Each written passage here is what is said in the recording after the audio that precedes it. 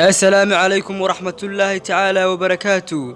نين لا دوريي شرفتي سنة كبها للد المري وهالك دلنت سوماليات wax uu yiri waxaan oran ba inta la isku qasay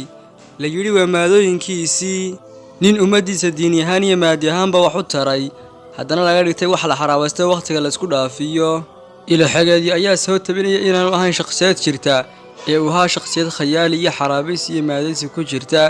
sida maanta ay hadal kasta oo la maqlo loogu tiriyo heer Ibraahim heer mudug oo la dhaho iyaga yiri qola Turkiya ayaa ku doodaysa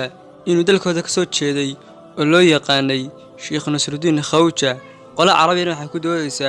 inuu ka soo jeeday dalkooda oo la oran jiray Juxa laakiin xaqiiqada dhabta waxay tahay in labada ninba ahaayeen laba nin oo muslina oo labada wax qabadii wax tar lahaayeen Abul Qisni Dujayl ibn Thabit waxa uu deganaa deegaanka Basra iyo Kuufa ee dalka Ciraaq xilligii lixdamaadkii qarnigii koowaad ee Hijriga waxa uu jiray xilligii Amawiyiintu talinaysay waxa uu ahaa nin cimri dheer oo boqolka kor u dhaafay taabiciina ah waqtigii saxaabtana soo gaadhay ila xogeed ayaa soo tabinaya inay sheekooyinka beenta uu ka daba sameeyay nin inaadeerkiya isagoo colaad u muujinaya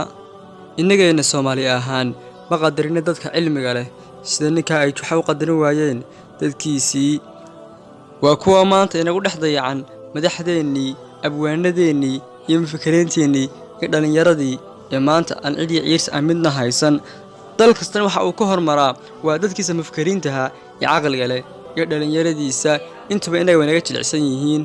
waxa kala jira maskax maal iyo muruq maal waa ka xoogiisa ku shaqaysta maskax maalna waa ka maskaxdiisa maala waana ta adduunku u badan yahay wassalaamu calaykum waraxmatullaahi tacaala wabarakaatuh